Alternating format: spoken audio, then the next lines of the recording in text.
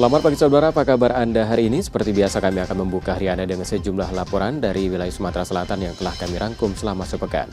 Bersama Sora Biansyah, inilah Kompas Sumsel sepekan selengkapnya di Kompas TV, independen, terpercaya.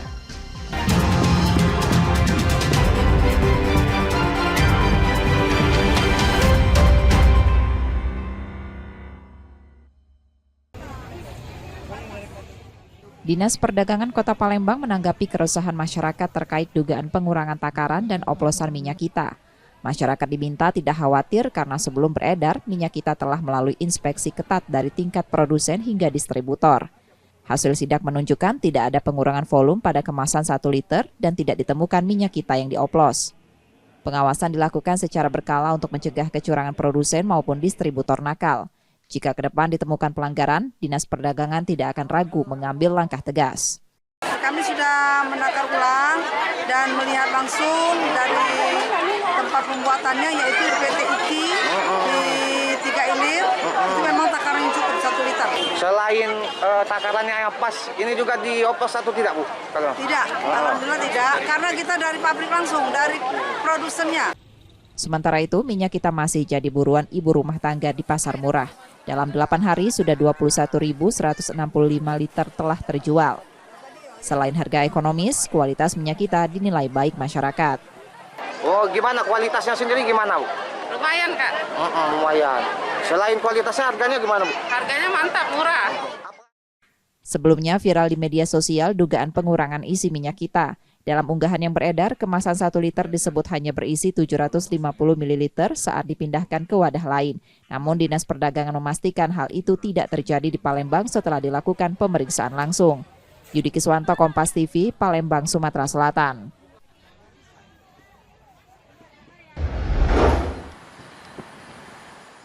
Setelah menjalani serangkaian pemeriksaan, Direktur PT SMB AHA ditetapkan sebagai tersangka oleh tim penyidik Kejaksaan Negeri Musi Banyu Asin, Sumatera Selatan.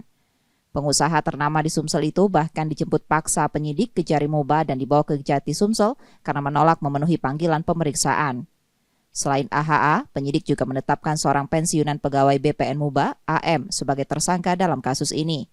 Kejari Muba menerangkan kedua tersangka diduga bersekongkol membuat sertifikat penguasaan fisik dan kepemilikan tanah palsu seluas 34 hektar untuk mendapatkan ganti rugi dari negara dalam proyek pembangunan jalan tol Betung Tempino Jambi di Kabupaten Muba tahun 2024. Meski demikian, Kejaksaan menegaskan dalam kasus ini tidak ada kerugian negara. Diupayakan lagi dengan segala cara, ya kan, untuk meminta pergantian tol masuk dalam daftar nominatif pergantian tol.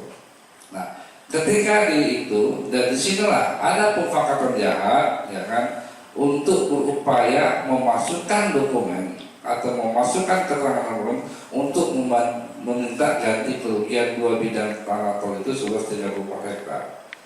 Sementara kuasa hukum tersangka menilai penetapan kliennya sebagai tersangka terlalu prematur.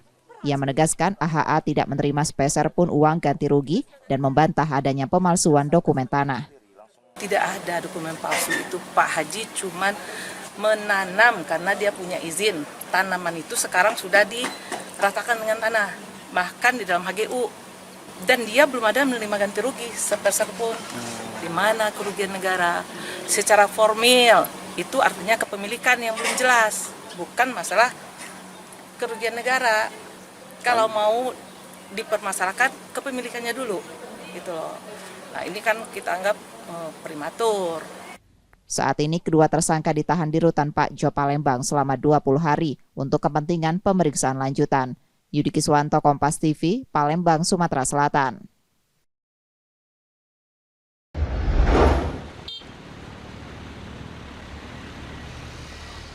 Pasca banjir yang melanda sejumlah titik di Palembang akhir pekan lalu, pemerintah Kota Palembang sudah menangani dampaknya. Pemkot mengakui penyebab utama banjir di kota ini antara lain sistem drainase yang belum terhubung dengan baik, berkurangnya daerah resapan air di kawasan permukiman dan komersial, serta kurangnya sarana dan prasarana pengendali banjir. Selain itu, banyaknya saluran yang tersumbat sampah juga menghambat proses pompanisasi sehingga genangan air sulit surut. Sebagai langkah antisipasi, Pemkot telah menyiagakan personel dan peralatan pengendali banjir di beberapa titik rawan. Selain itu, edukasi dan sosialisasi pada masyarakat juga akan digencarkan untuk mencegah kebiasaan membuang sampah sembarangan. Karena tim PUPR dan BPBD sekarang ini terus 24 jam dan kami terus menginstruksikan kepada lurah dan camat untuk bersiaga penuh, paling tidak membantu masyarakat untuk memelihara atau menjaga agar sekali lagi debit air tersebut tidak lama mengenangi Kota Palembang. Sekalian kami mencari solusi yang terbaik dan Pak Wali Kota, Pak Wakil Wali Kota sangat atensi benar ini untuk bagaimana kita memelihara agar banjir di Kota Palembang ini sedikit demi sedikit bisa terkurangi. Data Dinas PUPR Palembang, terdapat 43 titik rawan banjir di kota ini, diantaranya kawasan Sekip, Pipareja, R. Sukamto, Simpang Polda, dan Alang-Alang Lebar. Nur Muhammad, Kompas TV, Palembang, Sumatera Selatan.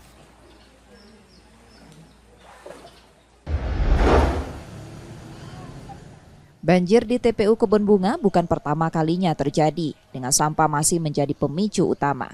Tumpukan limbah yang menyumbat selokan membuat air meluap menggenangi makam di sekitarnya. Meski banjir cepat surut, genangan air beresiko menggerus struktur makam. Untuk pemakaman baru, sebagian harus dialihkan ke TPU lain atau menggunakan peti karena kondisi tanah yang masih basah.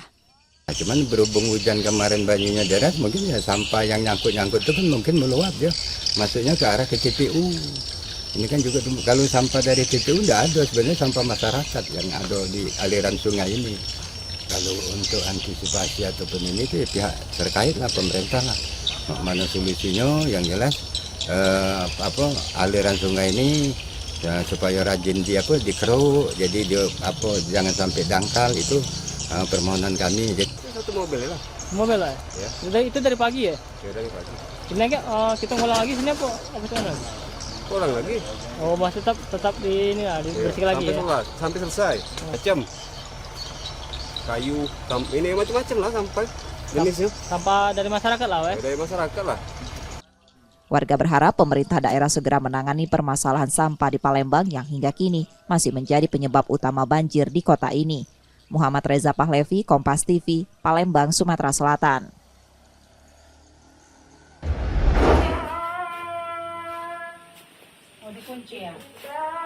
Banjir yang melanda kota Palembang pada Minggu 9 Maret 2025 sudah surut. Di lorong tembusan Kelurahan Pipareja Kemuning, warga terlihat menyelamatkan berbagai barang yang basah akibat genangan air. Banjir sempat menghambat aktivitas warga. Air yang tinggi juga menyebabkan ketidaknyamanan, memaksa mereka menunggu hingga air surut sebelum bisa membersihkan rumah dan kembali beraktivitas seperti biasa. Kadang tuh kalau yang banjir besar sih tahunan, kalau banjir-banjir yang kecil sering. Kalau yang banjir besar nih ya bisa bilang tahunan lah gitu. Satu hujan lebat itu. Iya, tapi sekarang pokoknya lewat dari sejam lebih ataupun 2 jam udah naik air. Kalau bisa tuh ada solusinya lah, Dek, untuk kami di sini. Tapi katanya kemarin mau bikin waduk di belakang situ, ada tanah luas kan. Ada tahu cak mana realisasinya. Lewat dari pinggang. Oh, lewat kita pinggang, iya, lewat pinggang kita. Dari jam berapa itu, Bu? Itu dari sore sudah masuk ya, kalau air malam.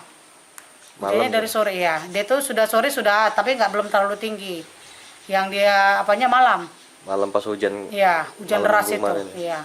Hujan bisa hujan. Kalau dia sudah hujan nggak sampai 2 jam hujan deras, dia langsung banjir. Dia tuh kiriman dari belakang karena sudah aliran air nggak ada lagi. Orang sudah pada banyak nimbun, terus paret itu juga sudah ditimbun orang. Jadi nggak ada airnya, nggak lari kemana, ke kita inilah jadinya. Ke tempat yang rendah. Karena kita paling rendah. Warga berharap solusi dan langkah konkret untuk mengatasi banjir yang terus terjadi saat musim penghujan dan air pasang Sungai Musi.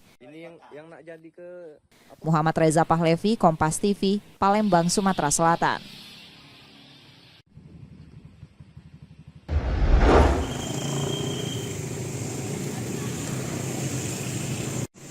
Jayanti, pemilik salon di Palembang, melaporkan dugaan penipuan ke Polda Sumatera Selatan setelah menjadi korban investasi bodong yang diduga dilakukan warga negara asing. Kuasa hukumnya menjelaskan penipuan ini berkedok investasi melalui e-commerce yang menjual barang-barang bermerek dengan iming-iming keuntungan 5 hingga 15%. Kasus bermula ketika pelaku menghubungi Jayanti lewat Instagram, menawarkan investasi dengan melampirkan tautan sebuah website.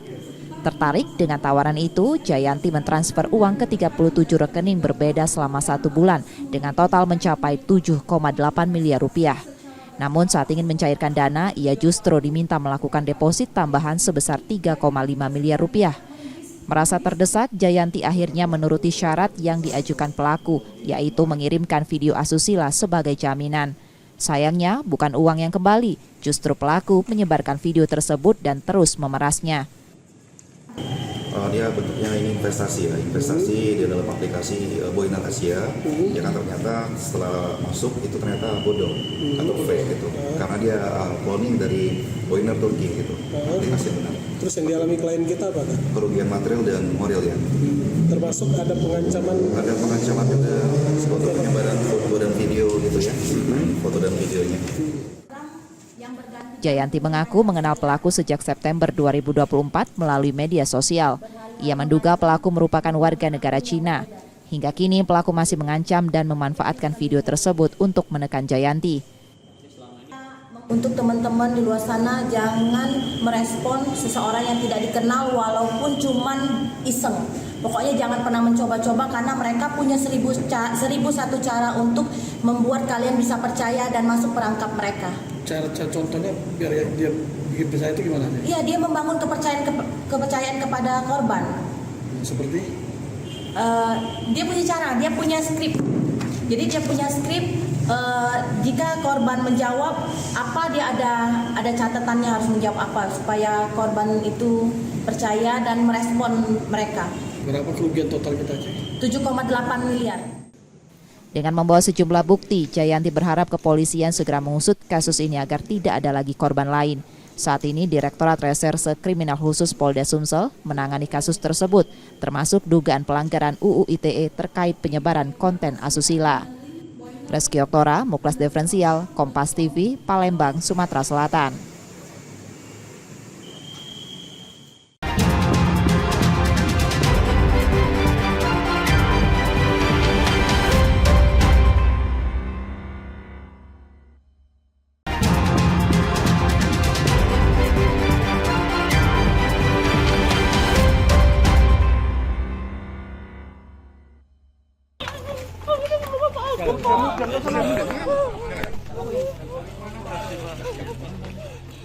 Tangis seorang remaja perempuan tak tertahan saat melihat ayahnya ditangkap dan dibawa ke rutan Pak Jo Palembang oleh tim penyidik Kejaksaan Tinggi Sumatera Selatan. Sambil terisak, ia memohon agar ayahnya tidak dipenjara. Pria berompi tahanan adalah BA, anggota DPRD Musirawas. Ia menjadi buronan setelah ditetapkan sebagai tersangka dalam kasus dugaan korupsi perizinan kebun sawit di Musirawas yang merugikan negara hingga 61,3 miliar rupiah. BA ditangkap paksa saat bersembunyi di sebuah hotel di kawasan kilometer 7 Palembang setelah 3 kali mangkir dari panggilan penyidik. Proses penangkapannya cukup sulit karena selama pelarian ia terus berpindah tempat untuk menghindari petugas. Dalam kasus ini, BA diduga memanipulasi sejumlah dokumen dengan hak atas lahan negara seluas 5.974 hektar yang digunakan untuk perkebunan sawit oleh pihak swasta. Perbuatan itu dilakukan saat ia menjabat sebagai Kepala Desa Mulyoharjo, Kabupaten Musirawas pada 2010 sampai 2016. BA mengaku hanya menjalankan kebijakan mantan Bupati Musirawas RM yang selanjutnya juga telah ditahan dan ditetapkan sebagai tersangka dalam kasus yang sama. Telah memanipulasi beberapa dokumen SPH, surat penguasaan hak di atas lahan negara yang telah dikuasai dan digunakan untuk perkebunan sawit. Diperkirakan berapa? Sementara ini yang sudah kita lakukan penyitaan 61,9 miliar. Yang barang bukti kemarin? Nah, kita tunggu nanti perkembangan penyidikan selanjutnya lebih dulu. Akibat perbuatannya, BA harus merayakan Lebaran di rumah tahanan. Ia menyusul 3 tersangka lainnya yang sudah lebih dulu ditahan di rutan Pak Jo Palembang selama 20 hari ke depan. Ya, maksudnya itu ini merupakan bagian dari menjalankan kebijakan dari pimpinan. Itu. Jadi akhirnya gitu. Waktu itu jabatannya apa Pak? Jabatannya pada waktu Kades, masih Kades. Oh, masih Kades. Sebelumnya Kejati Sumsel menetapkan dan menahan 4 tersangka dalam kasus ini, yakni mantan Bupati Musirawas RM, Direktur PT Dam ES, Kepala Badan Penanaman Modal dan Pelayanan Terpadu Perizinan Musirawas periode 2008-2013 SI, serta Sekretaris Badan Penanaman Modal dan Pelayanan Terpadu Perizinan Musirawas periode 2008-2011 AM. Yudi Kiswanto, Kompas TV, Palembang, Sumatera Selatan.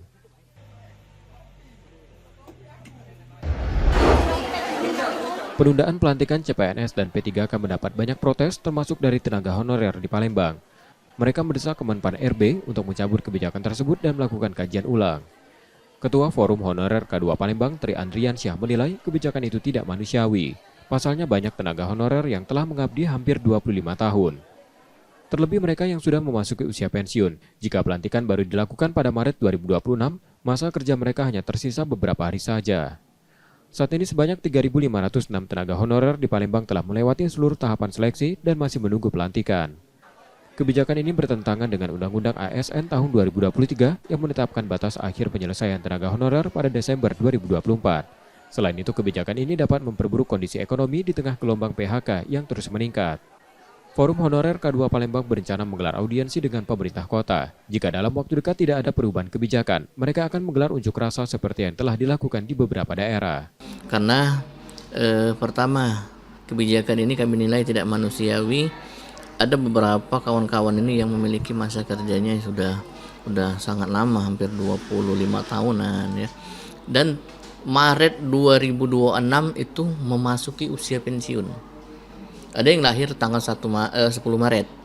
Nah, kalau TMT-nya dihitung 1 Maret, berarti cuma 10 hari dong dia bekerja. Sebelumnya dalam rapat dengar pendapat Komisi 2 DPR RI bersama Kemenpan RB dan BKN, diputuskan pelantikan CPNS akan ditunda hingga Oktober 2025, sementara P3K baru akan dilantik pada Maret 2026. Reski Oktora, Muklas Diferensial, Kompas TV, Palembang, Sumatera Selatan.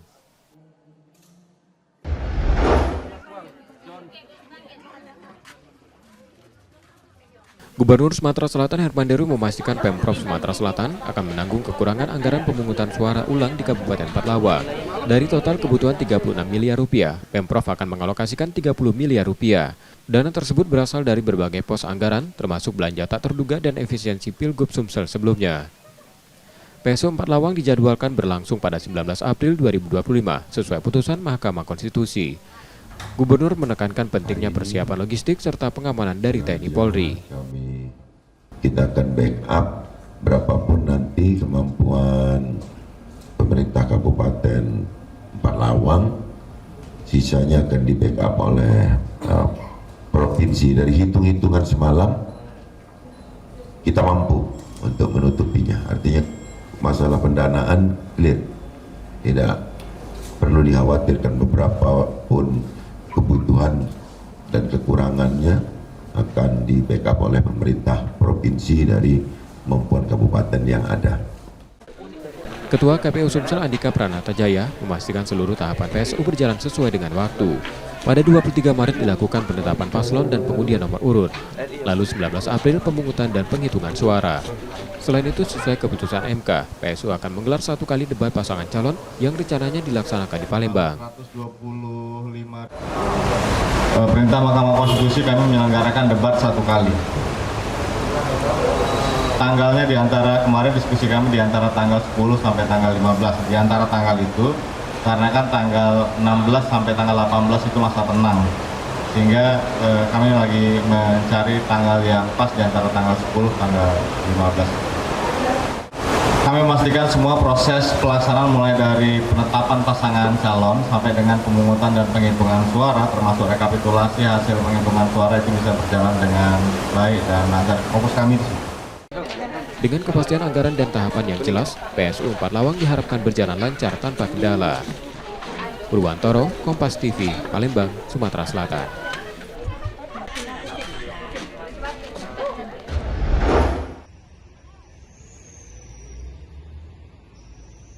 Menjelang Lebaran, tradisi berbagi tunjangan hari raya selalu dinantikan. Tak heran jika warga Palembang mulai berbondong-bondong menukarkan uang baru, meski Lebaran masih 2 pekan lagi. Kantor Perwakilan Bank Indonesia Sumatera Selatan menyediakan layanan penukaran uang melalui mobil kas keliling di sejumlah lokasi, salah satunya di Terminal Alang-Alang Lebar. Sejak pagi, antrean warga sudah mengular. Meski berpuasa, mereka tetap antusias untuk mendapatkan uang baru yang akan dibagikan para keluarga dan kerabat saat Lebaran. Sebelum datang ke lokasi, warga terlebih dahulu mendaftarkan secara online melalui website Bank Indonesia untuk mendapatkan jadwal penukaran. Setiap hari, layanan ini dibatasi untuk 300 orang dengan nominal maksimal 4,3 juta rupiah per orang. Tadi berapa nukarnya yuk? 2.800.000. Itu apa untuk keperluan apa yuk? Untuk keperluan bagi-bagi THR, penggunaan, anak cocong karena ada cocong. Tadi berapa lama antrinya yuk? Wah lumayan Kak, dari jam 9 gitu nanti. Panjang? Iya, karena ada keterlambatan juga, tapi tidak masalah sih. Dari jam 9. Oh, dari jam 9. Itu berapa banyak nukarnya tadi, Bu? Berapa banyak nukar uangnya, Bu? 2.200.000. Tadi gimana, Bu? Proses antrinya lama atau gimana? Banget lama. Lama ya, tapi rela. Sudah online. Oh, memang sudah daftar tadinya? Iya. Diketahui layanan penukaran uang di Palembang digelar di 10 lokasi secara bergilir hingga 26 Maret 2025. Rizky Okora, Muklas Diferensial, Kompas TV, Palembang, Sumatera Selatan.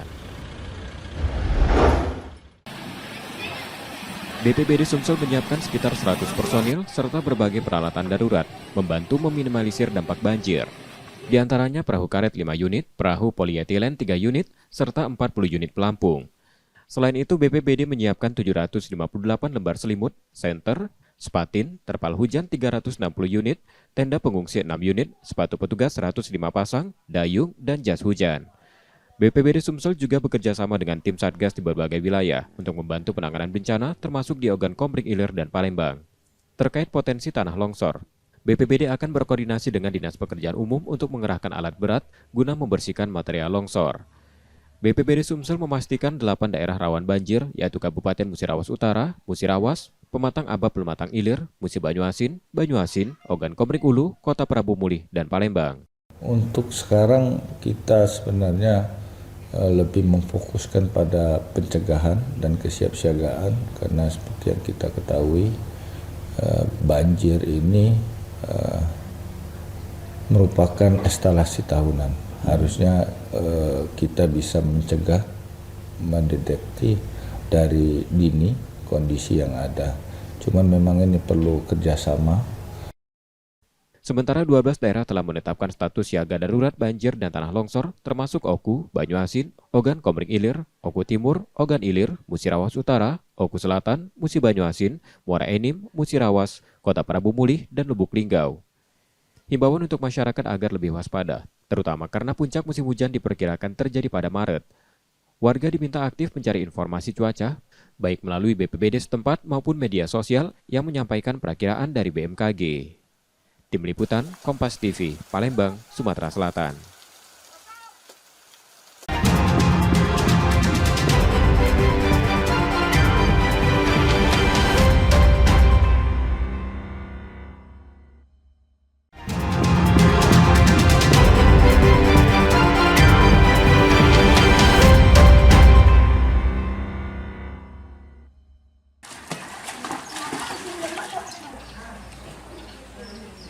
Pemerintah Kota Palembang mengambil langkah antisipasi menghadapi cuaca ekstrem yang diprediksi terjadi dalam beberapa hari ke depan. Camat, lurah, dan organisasi perangkat daerah terkait diminta untuk bersiaga dengan menyiapkan peralatan penyelamatan, dapur darurat, serta stok sembako guna menghadapi kemungkinan banjir. Pemkot Palembang telah memetakan 6 kecamatan yang rawan banjir, yaitu Kertapati, Seberang Ulu 1, Seberang Ulu 2, Kalidoni, Gandus, dan sebagian wilayah Sematang Borang. Wilayah ini dianggap memiliki potensi genangan air tinggi saat curah hujan meningkat. Wali Kota Palembang Ratu Dewa menegaskan masalah banjir bukan hal baru bagi kota ini. Karena itu seluruh OPD terkait harus bersiaga menghadapi cuaca ekstrim agar dampaknya bisa diminimalisir. Tadi kan sudah tahu kecamatan A, B, C, D yang bakal rentan dan juga genangan airnya sudah cukup tinggi. Pemetaan di lapangan sudah tahu semua. Semua sudah standby. Jadi perahu karetnya sudah standby, termasuk dinas sosialnya, tendanya sudah standby semua. Ketika terjadi genangan yang cukup tinggi, jadi perahu karetnya sudah siap, terus dapur umumnya sudah siap, sembakonya yang juga sudah harus siap, harus disebarkan, semuanya harus standby semua ketika menghadapi curah hujan yang cukup tinggi dan air pasang naik. Sebagai langkah pencegahan, Pemkot Palembang juga akan menggencarkan edukasi dan sosialisasi hingga ke tingkat RT dan RW. Masyarakat diimbau untuk lebih waspada serta ikut berperan dalam upaya mitigasi bencana. Nur Muhammad, Kompas TV, Palembang, Sumatera Selatan.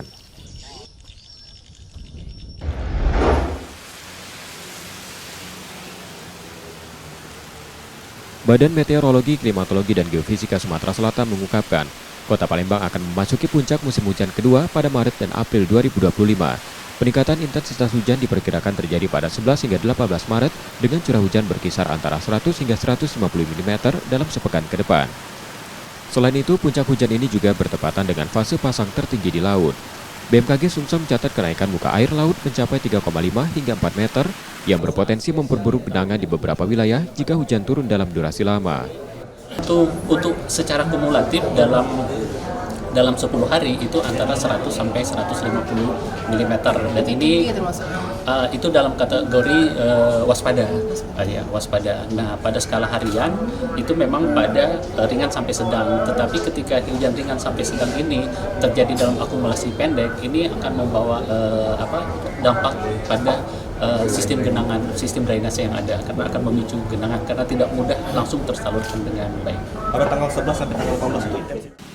BMKG Sumsel menghimbau masyarakat untuk tetap waspada terhadap potensi banjir dan genangan, terutama di daerah yang kerap terdampak. Nur Muhammad, Kompas TV, Palembang, Sumatera Selatan.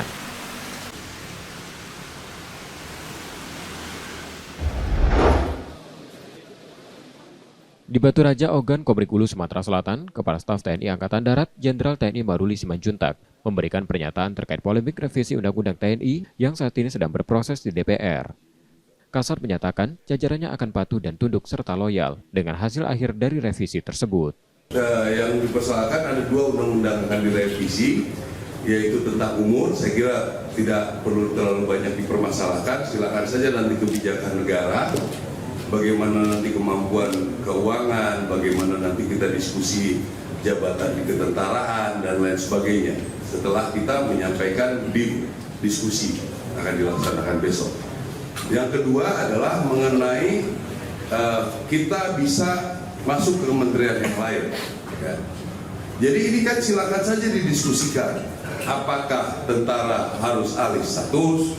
Apakah tentara harus pensiun? Ya, jadi nggak usah diperdebatkan seperti ribut kanan kiri ke depan gitu, kayak kurang kerjaan. Ya. Nanti kan ada forumnya, kita bisa diskusikan. Kalau nanti keputusannya dari itu seperti itu, ya kami ikut. Kami TNI, Angkatan Darat khususnya, kami akan loyal 100% dengan keputusan. Jadi nggak usah ramai bikin.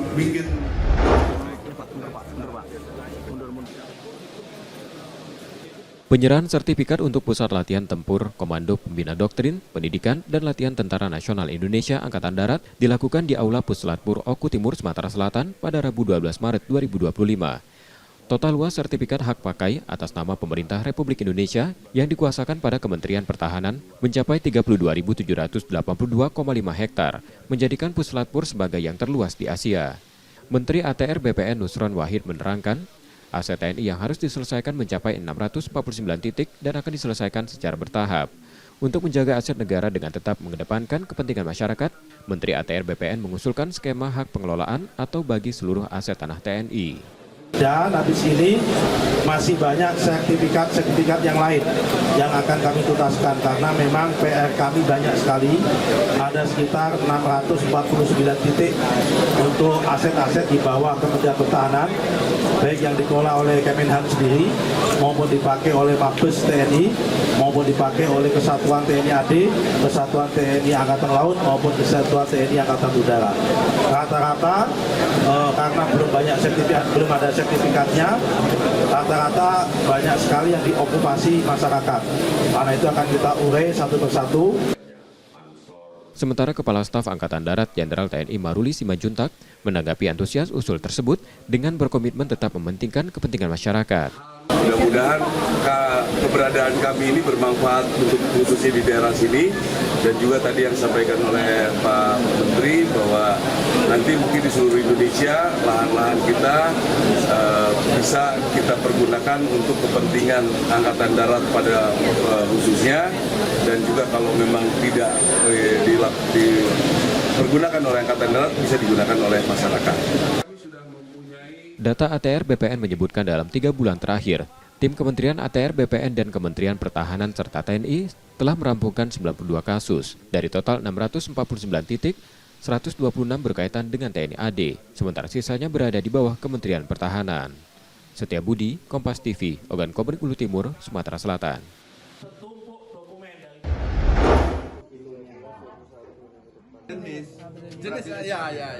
Tindak pidana indaksi Ditreskrimsus Polda Sumatera Selatan menggelar inspeksi mendadak di sejumlah distributor dan pengecer minyak kita di Palembang. Sidak ini dilakukan setelah ditemukan dugaan ketidaksesuaian takaran minyak goreng subsidi tersebut. Dalam kegiatan ini, Polda bersama Dinas Perdagangan Sumsel memastikan keakuratan takaran. Sidak dimulai dari salah satu distributor di kawasan Padang Selasa, Kecamatan Ilir Barat 1, lalu berlanjut ke beberapa pasar yang menjual minyak kita di tingkat pengecer. Petugas memeriksa takaran dengan menuangkannya ke wadah ukur guna memastikan isi sesuai dengan yang tertera di kemasan. Kasubdit 1 Tindak Pidana Indaksi Ditreskrimsus Polda Sumsel, AKBP Andri Setiawan mengatakan hasil sidak sejauh ini belum menemukan kecurangan dalam takaran. Minyak kita yang beredar di Palembang berasal dari 2 produsen yang ada di provinsi ini. Meski demikian, sidak akan dilakukan secara berkala untuk memastikan tidak ada oknum yang bermain curang. Jika ditemukan pelanggaran, Polda Sumsel akan menindak sesuai aturan hukum. Lokasi yang kita lakukan pengecekan yaitu di tahap pengecer ya, dari D2 kemudian di pengecer-pengecernya. Termonitor dari hasil pengecekan sesuai dengan harga headnya itu masih sesuai ya, di bawah 15.700. Rata-rata ada di 15.500. Kemudian dari kemasan, termonitor untuk kemasan untuk minyak kita itu ada dari produsen yang ada di Palembang. Satu dari PT SAP dan satu lagi dari PT Musimas ya. Tidak ada termonitor untuk produk minyak kita yang berasal dari produsen di luar Kota Palembang. Itu hasil yang kita temukan fakta-fakta saat ini. Namun kita akan tetap melakukan pengecekan untuk secara kontinu bersama dinas terkait. Selain memeriksa takaran, petugas juga mengecek harga dan ketersediaan minyak kita di pasaran, terutama saat Ramadan. Hasilnya, harga masih di bawah harga eceran tertinggi, yakni Rp15.700 per liter. Polda Sumsel juga membuka saluran aduan bagi masyarakat yang menemukan dugaan kecurangan, baik dalam takaran, stok, maupun harga minyak kita. Rizky Oktora, Kompas TV, Palembang, Sumatera Selatan.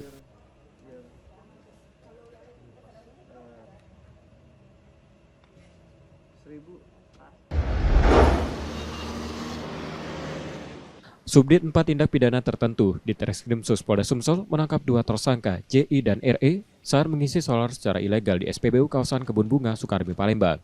Menurut polisi, kedua sopir ini kerap menggunakan barcode My Pertamina palsu untuk membeli solar subsidi dengan mobil box yang telah dimodifikasi.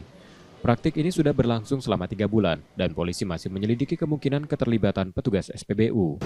Dengan menggunakan barcode yang bukan milik kendaraan yang ia kendarai. Kemudian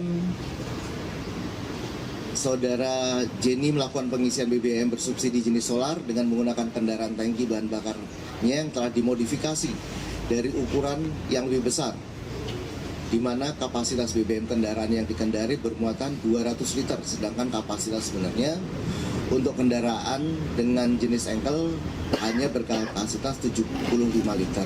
Di sisi lain, Pertamina Patra Niaga Sumbaksel menegaskan penyalahgunaan BBM subsidi marak terjadi, baik dari pengungkapan pihak kepolisian maupun temuan internal. Tapi ada juga beberapa yang kami lakukan sendiri, cukup banyak, dan kami lakukan itu stop penyaluran di JBT-nya. Jadi ada beberapa tahapan sampai tahapan terakhir dari peraturan dari BPH Migas. Jika SPBU itu terbukti beberapa kali dalam waktu tersebut dia ternyata terbukti melakukan pelanggaran, bisa dicabut haknya untuk penyaluran solarnya. Sesuai peraturan BPH Migas, SPBU yang terlibat melakukan pelanggaran bisa dicabut izin penyalurannya. Saat ini kedua tersangka masih menjalankan pemeriksaan di Polda Sumsel untuk proses hukum lebih lanjut.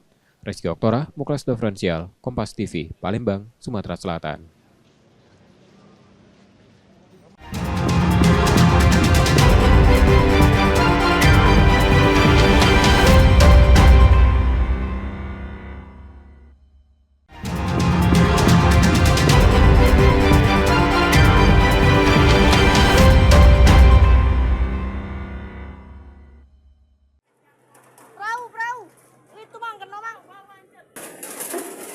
Warga merekam sebuah kapal tongkang bermuatan batu bara menabrak rumah warga di tepian Sungai Musi, Kertapati, Palembang pada Rabu 12 Maret 2025 sore.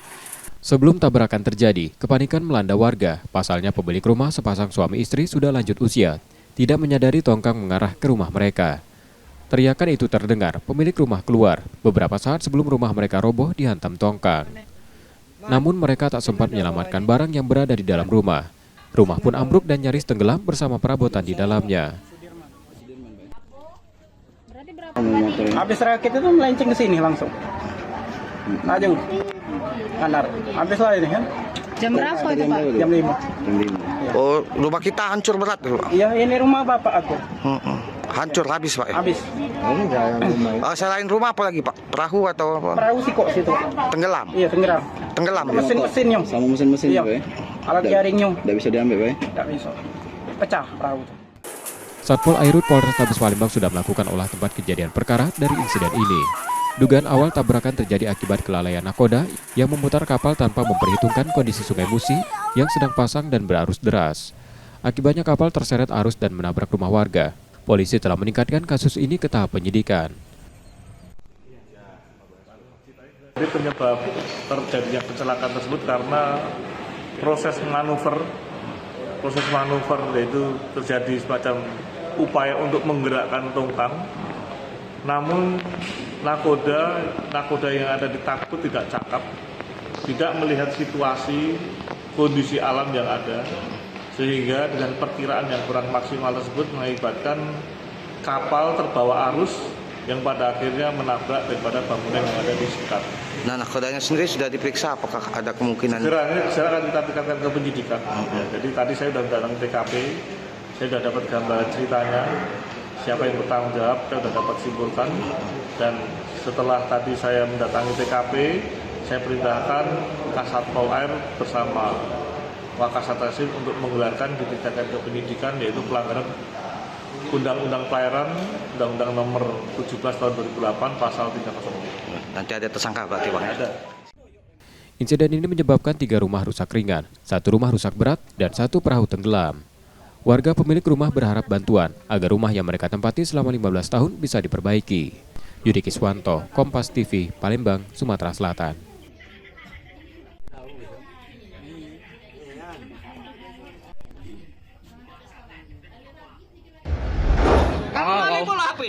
Video dari media sosial ini kami samarkan karena mengandung unsur ketidaknyamanan. Aksi nekat seorang pria yang berusaha membawa kabur taksi online berujung fatal. Warga yang marah menangkap dan menghukumnya hingga babak belur. Peristiwa ini terjadi di Jalan Sukabangun 2, Sukarami, Palembang. Pelaku belakangan diketahui bernama Adam, 24 tahun, warga Ogan Komering Ulu yang merupakan bekas karyawan bank. Kapolsek Sukarami, Palembang menjelaskan, pelaku berpura-pura menjadi penumpang taksi online. Saat dalam perjalanan, pelaku meminta sopir berhenti di warteg untuk membeli makan. Saat sopir turun, pelaku membawa kabur mobil. Namun aksi itu gagal. Sopir yang menyadari kendaraannya dibawa kabur, segera berteriak meminta bantuan warga. Pelaku akhirnya tertangkap setelah dikejar dan dihadang. Dia mengelabui driver dengan cara memberikan informasi palsu agar driver bisa turun dari mobil tersebut. Ketika driver turun, maka si pelaku ini dengan sigap langsung mengambil mobil tersebut dan melarikan diri. Pada polisi, Adam mengaku mencuri karena terlilit hutang pinjaman online sebesar 30 juta rupiah usai terkena PHK sebulan lalu. Ya. Bayar utang. Utang apa? Utang pinjol. Biasa kita pinjam-pinjol. Berapa utang kita dipinjam? Nggak tahu pasti, tapi lebih dari 30-an. Lebih dari 30-an. Pelaku kini ditahan di Polsek Sukarami dan terancam hukuman hingga 7 tahun penjara. Reski Oktora, Muklas Diferensial, Kompas TV, Palembang, Sumatera Selatan.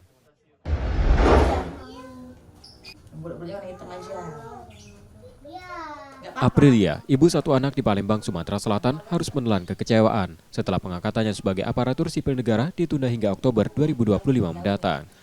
Harusnya pada April atau Mei 2025, calon ASN sudah mulai bisa bekerja. Kekecewaan serupa juga dirasakan Rinda yang sudah mengeluarkan biaya untuk persiapan bekerja karena ditempatkan di luar kota. Sebelumnya kan sudah banyak persiapan ya, karena kan kita kan mengacu dengan sesuai timeline yang ada kemarin dari BKN itu di bulan April atau bulan Mei. Sedangkan kita pengumuman kabar kan di bulan Januari. Jadi otomatis kan kita harus sudah mempersiapkan seragam, terus kemudian berkas-berkas yang akan kita bawa nantinya. Nah, Saya berharapnya untuk pengangkatan SK CPNS ini tetap sesuai dengan timeline yang kemarin ya, di bulan April, dan jadi kita kerjanya masuknya di bulan Mei. Jadi untuk persiapan kita yang udah kita siapkan untuk masuk kerja ini jadi nggak sia-sia juga sih. Jadi kan kita nggak rugi materi, nggak rugi biaya, dan rugi waktu juga. Oke, kalau menurut saya pribadi, saya sebenarnya turut prihatin ya dengan rekan-rekan seperjuangan, terutama yang memang ada kabarnya itu sudah terlanjur resign, tapi ternyata diundur sehingga kehilangan pendapatan ya selama beberapa bulan ke depan. Kalau saya pribadi turut prihatin ya Mas. Harapan saya adalah untuk pengumuman TMT dan SPMT itu diumumkan lebih awal gitu pada saat pengumuman SKB ya, hasil integrasi SKB. Karena kenapa kita selaku CASN juga bisa bersiap-siap mengambil langkah kapan kita harus resign dan kapan kita harus mempersiapkan diri ya. Para calon ASN sangat berharap ada jalan keluar terbaik dari persoalan penundaan pengangkatan ini. Dalam rapat dengar pendapat Komisi 2 DPR RI bersama Kemenpan RB dan BKN, diputuskan pelantikan CPNS ditunda dan dilakukan serentak pada Oktober 2025. Muhammad Reza Pahlevi, Kompas TV, Palembang, Sumatera Selatan.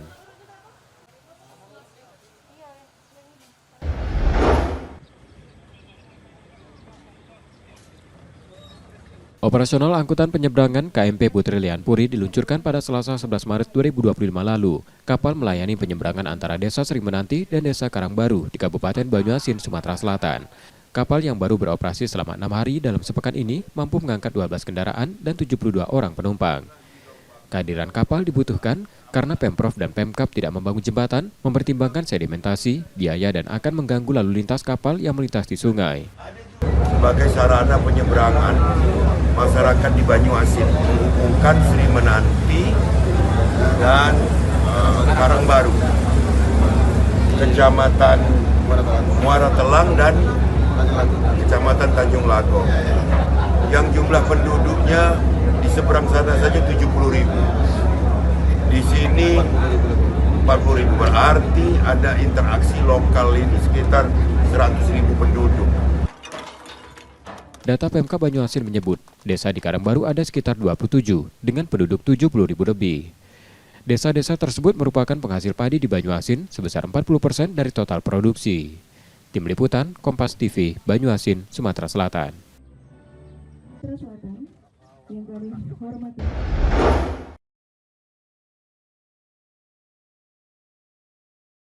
Rekaman kamera pengawas yang viral di media sosial memperlihatkan aksi pencurian sepeda motor di sebuah masjid di kawasan Ilir Timur 1, Palembang. Dalam video, seorang pelaku yang mengenakan masker tampak mengamati situasi di halaman masjid sebelum mendekati motor incarannya. Dengan cepat, pelaku mematahkan stang motor menggunakan kaki, lalu mendorongnya keluar pagar sebelum kabur. Belakangan diketahui motor tersebut milik Bagus Trismadani, imam masjid yang saat itu tengah melaksanakan sholat tarawih. Bagus mengungkapkan bahwa kondisi sekitar masjid memang sedang sepi saat kejadian. Ia baru menyadari motornya hilang ketika hendak pulang dan memeriksa rekaman CCTV. Pelaku diduga bukan warga setempat dan beraksi seorang diri. Nggak kedengaran suara? Nggak kedengaran sama sekali. Karena speaker di dalam kan kebetulan besar kan, jadi nggak kedengaran sama sekali. Jadi beliau tuh berdua, kalau lihat dari CCTV masjid sama CCTV tetangga di depan itu, dia orang dua. Pertama kali tuh udah muter-muter tuh, udah dari jam 7:30 dia tuh muter. Kebetulan biasanya emang ada anak-anak di sini kan, rame. Kebetulan kemarin emang agak hujan gerimis, jadi anak-anaknya itu pulang sebelum sholat tarawih selesai, anak-anak pulang. Jadi mereka sudah keluar clear. Awalnya dari sana Pak, dari Jalan Sekundang, terus balik lagi, kemuter ke sana, muncul dari sini, mungkin melihat keadaan sepi kan, laju beraksi. Seperti itu. Menggunakan kaki itu? Kaki itu, kelihatannya di CCTV kaki kan, kaki saja itu. Kasus ini telah dilaporkan ke Polsek Ilir Timur 1. Bagus berharap pelaku segera tertangkap mengingat maraknya aksi pencurian sepeda motor di Palembang. Reski Oktora, Muklas Diferensial, Kompas TV, Palembang, Sumatera Selatan.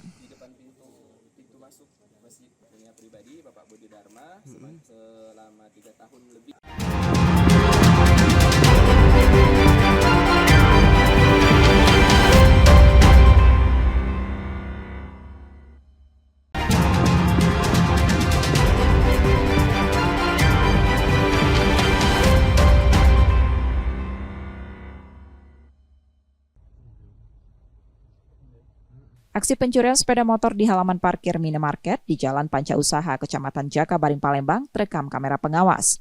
Peristiwa ini terjadi pada Rabu 12 Maret 2025 pagi lalu. Dari rekaman CCTV, 2 pelaku terlibat dalam aksi tersebut. Satu pelaku merusak kunci motor dengan cepat, sementara rekannya mengawasi situasi di sekitar lokasi. Seorang warga yang mengenakan jaket ojek online sempat melihat kejadian itu saat keluar dari minimarket. Namun, ia tidak menyadari bahwa pria di depannya adalah pelaku pencurian sehingga membiarkannya pergi. Motor yang dicuri berjenis trail. Nah, korban ini di sini ini cuma statusnya supplier ngecek barang yang masih ada di toko ini masih apa tidak. Nah, 15 menit dia keluar, motor sudah tidak aktif lagi. Sementara itu, pegawai minimarket tidak menyadari aksi pencurian karena tengah bekerja. Mati Pak, soalnya kan kami ini pegawai Pak. Kami kan pegawai di dalam, jadi kami tidak izin di luar Pak. Sudah berapa kali kehilangan sini? Kali. Warga sangat berharap pelaku segera ditangkap karena kejadian serupa sudah terjadi 2 kali di lokasi yang sama membuat mereka resah. Polisi telah menerima laporan dari korban dan kini tengah menyelidiki identitas pelaku. Yudi Kiswanto, Kompas TV, Palembang, Sumatera Selatan. Pemerintah Kota Palembang terus mematangkan rencana penerapan ganjil genap sebagai salah satu solusi mengurangi kemacetan. Sebelum diterapkan, diperlukan pemantapan dan kajian lebih lanjut. Dinas Perhubungan Palembang menerangkan sistem ganjil genap akan diberlakukan di jalur nasional, mulai dari Simpang Polda hingga Simpang Caritas. Rapatkan secara detail, karena jalan nasional tentunya nanti akan kita sampaikan ke BPTD, dan ada pihak-pihak yang terdampak di situ juga nanti akan kita undang kembali untuk pelaksanaan nanti genap ganjil. Ya. Tadi sudah sepakat mulai dari Simpang Polda sampai ke Caritas. Gitu. Kebijakan ini nantinya akan melibatkan berbagai pihak terkait untuk memastikan efektivitas dan kelancarannya. Kini pihak terkait sedang masuk pada pemeriksaan dan persiapan. Nur Muhammad, Kompas TV, Palembang, Sumatera Selatan.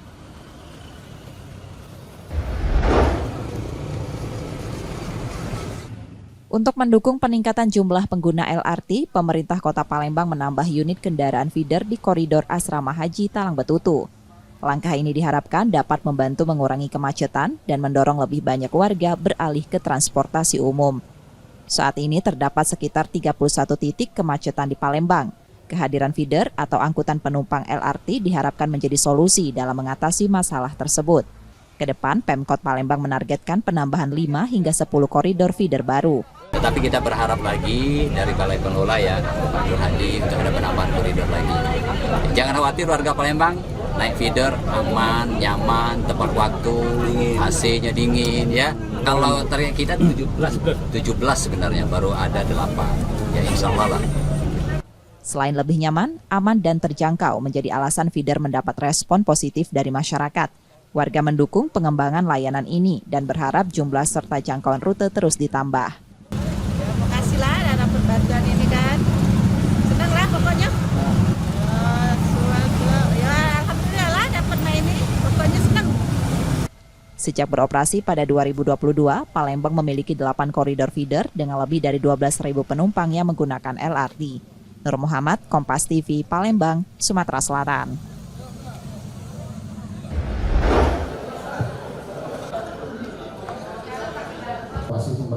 Untuk meningkatkan kualitas layanan nasabah, Bank Sumsel Babel menguatkan kolaborasi dengan jurnalis dan pimpinan media di Palembang melalui acara buka bersama pada Jumat 14 Maret 2025 petang.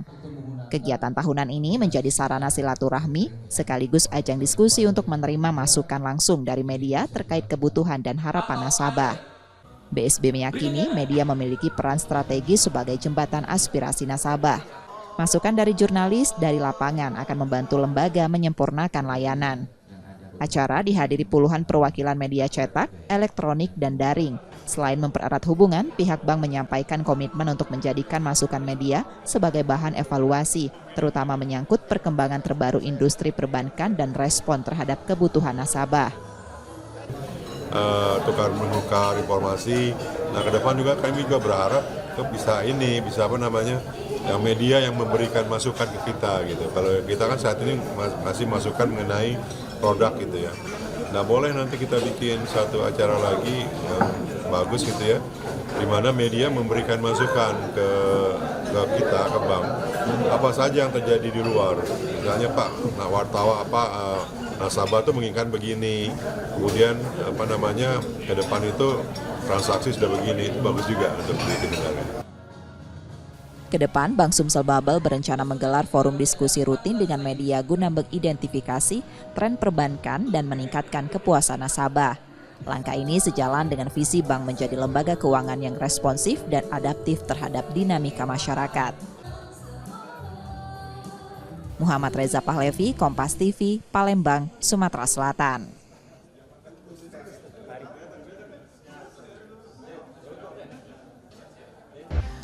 Saudara, informasi tadi menjadi akhir dari Kompas Sumsel sepekan hari ini. Tetap saksikan konten lokal Kompas TV setiap hari mulai pukul 4.30 hingga 7 pagi. Dan bagi Anda yang ingin berbagi informasi, kritik ataupun saran, dapat mengakses media sosial kami di @kompastv_palembang. Akhirnya, saya Rubiansyah pamit. Terima kasih dan tetaplah menyaksikan Kompas TV, independen, terpercaya. Sampai jumpa.